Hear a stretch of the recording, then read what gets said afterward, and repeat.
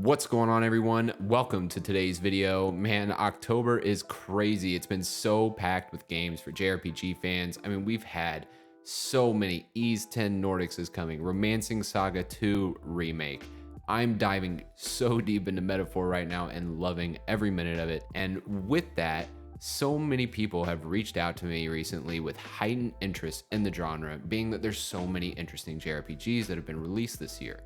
They've asked what are some good games to get started, see if they like JRPGs, because this can be a bit of an intimidating genre to dive into with so many variations and games that will take you sometimes 50 to 100 hours to finish. So this video is going to go over 10 incredible modern JRPGs that are great for newcomers. I tried to give something from all the subgenres so we don't have all turn-based or all action-focused JRPGs, so there should be something here for everyone. With all that said, let's jump right in. First up on the list, I have Tales of Arise. Now, this is a great JRPG for newcomers, especially for those who may feel intimidated by the complexities of traditional Japanese role-playing games. The game strikes a great balance between accessibility and depth, offering a dynamic experience that draws you in with its more action-focused combat system, a compelling story, and modernized presentation. Many JRPGs rely on turn-based battles, which can feel slow for those that are new to the genre. Tales of Arise, on the other hand, employs a real-time action combat system that is both fast-paced and pretty straightforward. You'll control one character while your companions assist in battle, using flashy combos, special abilities known as these boost attacks, for example. This system keeps everything flowing really nicely with a sense of immediacy that makes the game just feel more like an action RPG than a real traditional JRPG, but at the same time, it uses some strategic elements such as exploiting enemy weaknesses or carefully managing abilities to ensure the game retains that technical depth that fans of the genre come to expect. There are very few difficulty spikes, and once you get the hang of things throughout the story, you'll feel a nice sense of accomplishment without getting too overwhelmed. The story in JRPGs is one of my all-time favorite aspects of the genre. It's what really got me into JRPGs at the beginning, and one of the big reasons as to why I love them so much. Tales of Arise is another game that does really well at this, and it's one of the aspects that really draws in new players. The game focuses on some pretty dark themes at times, but for the most part, the characters keep the game feeling lighthearted and fun. While the themes here might seem heavy at times, the game introduces them in a way that is easy to follow, with clear motivations for the characters and a relatively well-paced plot. For those new to JRPGs, the story's combination of intimate character moments and larger epic stakes offer an introduction into the kind of storytelling the genre is known for. Once you get a feel for the storytelling in JRPGs, you can take a deep dive into some of the more wild and outlandish stories out there, but Tales of Arise will help you get a feel for the genre's approach to world building and storytelling. All of the things I discussed here, stacked on top of the great art style with amazing presentation, help the game feel modern and appealing. This is a great place to start if you're looking for a modern, action-focused JRPG to help you get a taste of what JRPGs are really capable of. Be sure to check it out. All right, next up, I have Pokemon Sword and Shield. Now, I know you're probably wondering why I put Sword and Shield on here instead of some of the others. Personally, I like Arceus. It's probably the best of the Switch games, but its formula and mechanics are very different from traditional Pokemon, and I would think that many of you watching this video have played a more traditional Pokemon game at some point in your life. In terms of newer, more modern Pokemon games that still feel true to the roots of what Pokemon always has been, I think Sword and Shield really are the best at doing that. I didn't hate Scarlet and Violet as much as some people did, but I also think it just performs so poorly and has so many issues that it's still very difficult for me to recommend. Pokemon Sword and Shield stands as an excellent introduction into the JRPG genre for newcomers. As the first mainline Pokemon games to appear on the Nintendo Switch, several aspects of the game make it especially well suited for players unfamiliar with traditional JRPGs. One of the most significant factors in Pokemon Sword and Shield's accessibility is its straightforward and fairly bare bones, yet engaging turn-based battle system that Pokemon has always been known for and still known for to this day. The combat, a staple of the series, is easy to grasp for people new to turn-based battle systems. At first glance, it's very simple, it's easy to understand, it tries very hard not to overwhelm you with complex mechanics or long drawn-out tutorials. You will control a team of Pokemon, choosing from a range of moves to strategically counter your opponents, And most of these moves, in terms of attacking weaknesses, can be approached with common sense. For example, fire is going to be weak to water, but grass will be weak to fire, etc. What's great about Pokemon is that while the mechanics can appear simple at first glance, the depth comes from the type advantages, move sets, and team composition.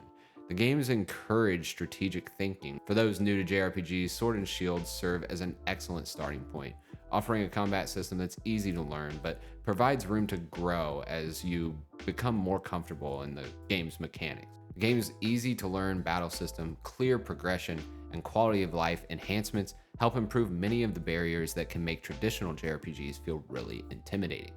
With its blend of nostalgia, innovation, and accessibility, Pokemon Sword and Shield provide a welcoming experience that was easy to put on this list. Ni no Kuni: Wrath of the White Witch is a JRPG that stands out not only for its beautiful anime Studio Ghibli art style, but also for its accessible mechanics and heartfelt narrative.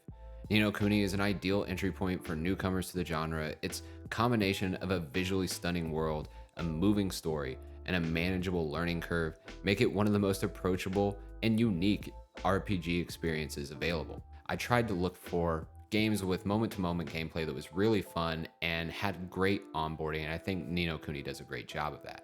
It blends real-time and turn-based combat. You'll control the protagonist, but can also summon familiars. Each familiar has its own abilities, strengths, weaknesses, and you have to decide when to swap between them. The ability to pause the action and give commands during combat gives time to think and plan, offering a great introduction to the kind of strategic thinking that's central to the JRPG genre, in my opinion. The narrative of Ni no Kuni is another reason it works so well. The game tells the story of Oliver, a young boy who embarks on a journey in a magical parallel world to save his mother. The plot is emotionally resonant and easy to connect with for many people out there. If you like the Studio Ghibli films, then you will adore what this game has to offer in terms of story and characters. Studio Ghibli's influence on the game's narrative and art style is unmistakable. For people new to the genre, Ni no Kuni's straightforward yet heartfelt story provides an accessible and really touching introduction to storytelling in JRPGs. Instead of bombarding the player with complex systems from the start, the game eases you into new concepts like capturing familiars and spell casting and using alchemy to craft items. This slow, deliberate pacing ensures that players have ample time to understand each mechanic before they are introduced to the next. Additionally, the game provides clear, intuitive tutorials that explain each system in detail but don't overwhelm you with pop-ups and a ton of stuff to read as soon as you jump in to play the game. I can't tell you how many times I've been frustrated with a game's tutorial. Some games will have you sit there for hours trying to read stuff that you likely won't remember for more than 5 minutes, and it just takes you out of the experience and makes for a poor first impression. You don't have to worry about that here. Ni no Kuni provides an unforgettable experience that serves as a perfect introduction. Alright, next up is Super Mario RPG. Do you like Mario?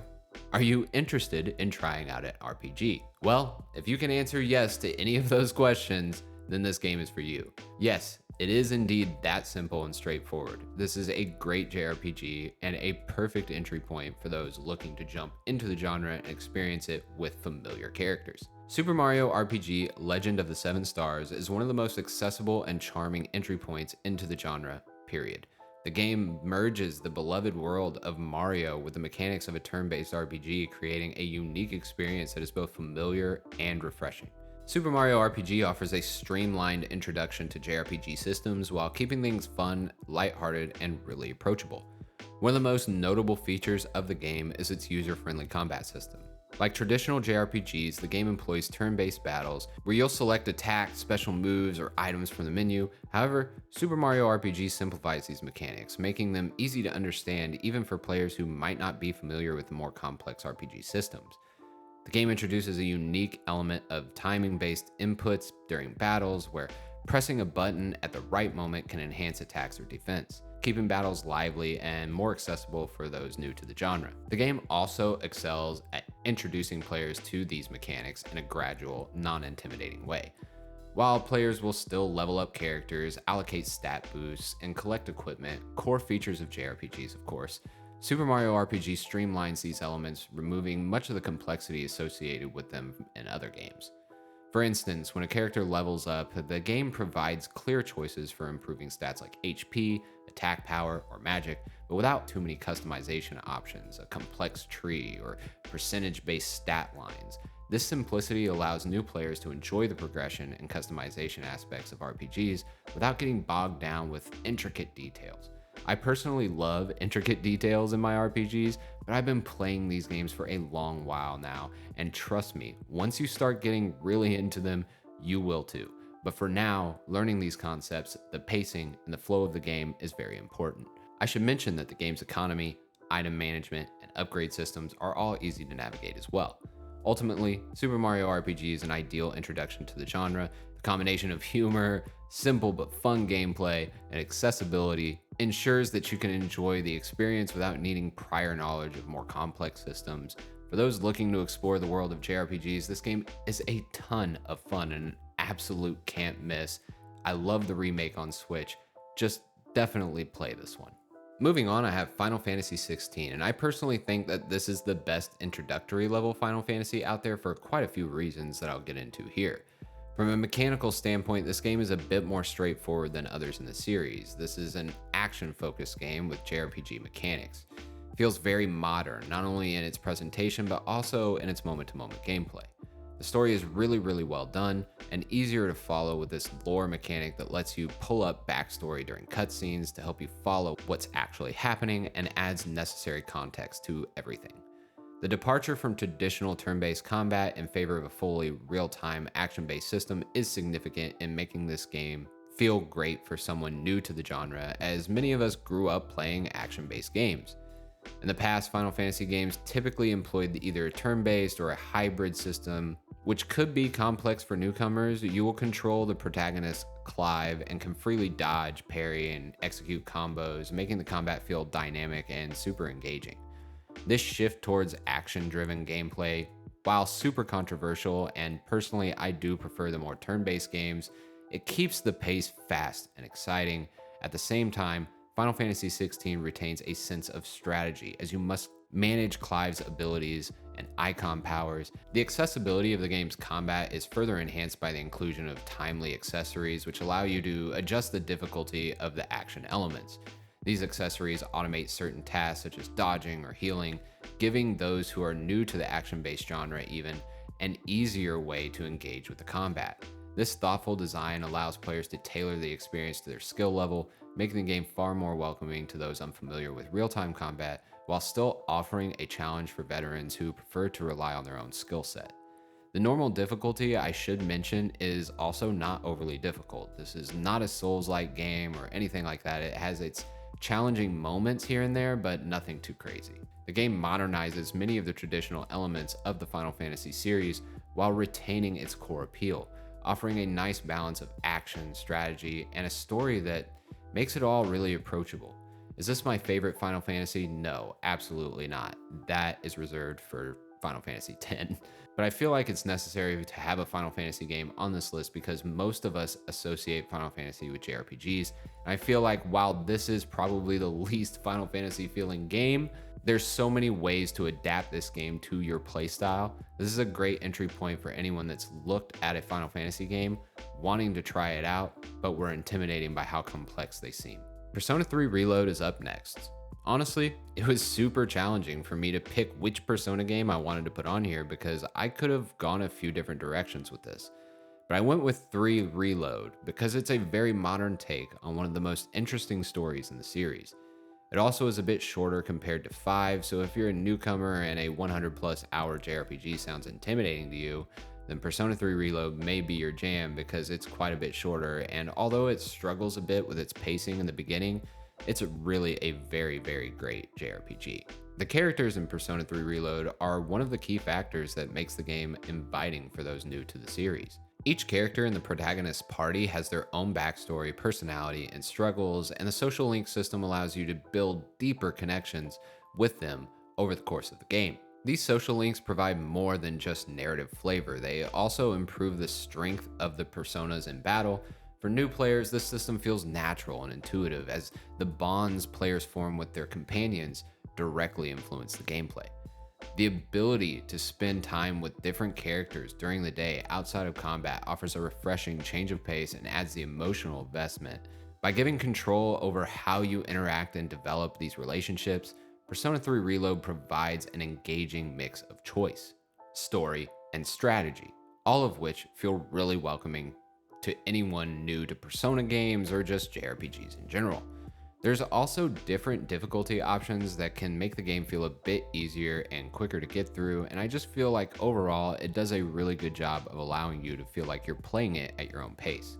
Its approachable combat system, unique blend of simulation and dungeon exploration, and emotional narrative make it an incredible experience overall. Players of all skill levels can enjoy the game.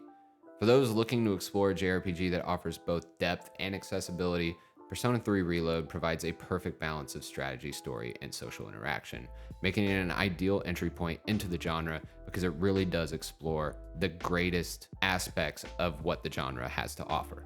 Visions of Mana is a great starting point for those that are new to the genre because it has so many of the mechanics JRPGs are known for, but none of them are overly deep or complex.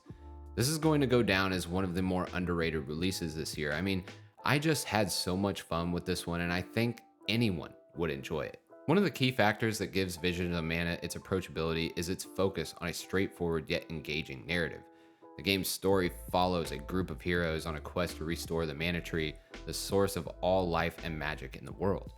While the plot explores some dark themes at times like the corruption of power and dealing with loss, it remains easy to follow, emotionally compelling, and for the most part, extremely light-hearted in tone. The simplicity of the core narrative allows you to immerse yourself in the world without feeling overwhelmed by super complex lore or convoluted plot twists that are common in some JRPGs. Newcomers can quickly grasp the stakes and the motivations of these characters, making it easier to engage with the story while enjoying the exploration and combat elements. In terms of RPG mechanics, Visions of Mana keeps things relatively simple without sacrificing depth. You can level up your characters, customize abilities, and upgrade weapons. It introduces these mechanics gradually, allowing you to ease your way into the RPG elements without feeling bombarded with information. For those new to these types of games, the balanced approach here is ideal. It provides enough depth for people to feel a sense of progression and mastery, but without the need for in-depth micromanagement. The focus on action and exploration means that you can enjoy the core gameplay without worrying too much about intricate systems. Visions of Mana is an excellent entry point into the genre, particularly for those unfamiliar with the Mana series. Its real-time combat, vibrant world, and approachable narrative make it accessible to a wider audience. The game's streamlined mechanics, stunning presentation, I mean the colors in this game absolutely pop. Its flexible difficulty, all ensure that both new and experienced players can find something to love here. Whether you're new to the series or a longtime fan, Visions of Mana offers a rich and welcoming experience that captures the essence of the Mana franchise while making it super easy for anyone to just jump in and enjoy. Next up is Final Fantasy VII Remake, and I could easily loop in Rebirth here as well. These are some of my favorite games of all time, and if it wasn't for Metaphor, Rebirth would probably be my game of the year this year. I mean, Metaphor is just that good, but there's a lot of lore and history with Final Fantasy VII, but the good thing is that with these remakes, there's a lot for anyone to enjoy here, and I think it's easily one of the best Final Fantasy releases of all time. One of the things that makes Final Fantasy VII Remake so approachable for new players is its combat system, which strikes a perfect balance between action and strategy. Unlike the turn-based battles from the original 1997 game, the remake utilizes a hybrid system that blends real-time action with tactical menu-based commands. You will control Cloud and his party members directly in real time, executing attacks, dodges, and blocks while building up the active time battle gauge. This allows them to use special abilities, magic, or items. This blend of action and strategy makes the combat feel dynamic and engaging for people familiar with the modern action games, while still retaining the depth and planning that JRPG fans really appreciate. The ability to slow down time when issuing commands provides a thoughtful layer of strategy, but without the complexity that might overwhelm newcomers. It's a system that encourages experimentation with different characters and playstyles, yet feels really intuitive and easy to learn. To further accommodate players who may be new to JRPGs, Final Fantasy VII Remake includes several accessibility options The classic mode, for example, automates basic combat actions, allowing you to focus more on tactical decisions, while standard modes offer a more hands-on approach. This flexibility ensures that players of varying skill levels can enjoy the game. Whether you're looking for an easier introduction to these types of mechanics or a more challenging action-focused experience, it's all there for you. I mean, some of these larger-than-life boss fights are crazy rewarding when you come to the end of it and really came up with your own way to approach it. In terms of gameplay progression, Final Fantasy VII Remake simplifies many of the complex mechanics that may have been daunting in earlier Final Fantasy titles. The game features a streamlined leveling system where characters automatically grow stronger through experience points, while the materia system allows for you to customize your character's abilities and magic. Materia, which are orbs that can be slotted into weapons and armor, offer various spells, skills, and passive boosts, allowing you to experiment with different combinations to suit your playstyle. The system is easy to understand and encourages experimentation. There are a ton of options, and sometimes you can feel like you spend a lot of time in the menus trying to figure out the best combination, but I really enjoy that aspect of the game. This makes it a great way for those new to the genre to engage with the game's more JRPG heavy elements. Final Fantasy VII Remake is just a fantastic introduction to both Final Fantasy series and the genre as a whole, offer a modern, polished experience that welcomes new players while still honoring the legacy of the original game, in my opinion. With its stunning visuals, rich character development, and an amazing story, Final Fantasy VII Remake provides an immersive and approachable adventure for anyone looking to explore the world of JRPGs for the first time. This is one of my favorite games and one of my favorite franchises, and I think it's one anybody would enjoy. Unicorn Overlord is next up on the list, and I really wanted a tactics game here, and for one of the more modern releases, I feel like Unicorn Overlord is just so incredibly good and a game that really can be surface level enough to appeal to newcomers, and it really does a great job getting more complex as the story moves forward. I mean, the game does a great job of onboarding the player and teaching its gameplay systems through progression. One of the most appealing aspects of Unicorn Overlord for newcomers is its accessible and thoughtfully designed combat system. At its core, the game features turn-based tactical battles on grid-based maps where you will control a party of characters with different abilities and roles. However, the game's interface and mechanics are streamlined to ensure that newcomers won't feel overwhelmed. Unlike more complex tactical RPGs that require deep knowledge of positioning, unit synergy, and resource management from the start, Unicorn Overlord eases you into these systems with intuitive controls and a really clean UI, making it easy to grasp the fundamentals of movement, attacking, and character abilities. In combat, Unicorn Overlord emphasizes strategic decision-making without bogging you down in overly complicated mechanics. You are encouraged to think about unit placement, terrain advantages, and coordinating the party's abilities, but the game avoids unnecessary complexity that might confuse you. The introduction of new mechanics is gradual, allowing you to experiment with different strategies without being too overwhelmed. I mean, the game looks completely different at the end than it did at the start, and as a player, you barely notice the ramp up and challenge. This balance of simplicity and tactical depth makes it an excellent starting point for players unfamiliar with the genre, while still offering enough complexity to keep veterans engaged.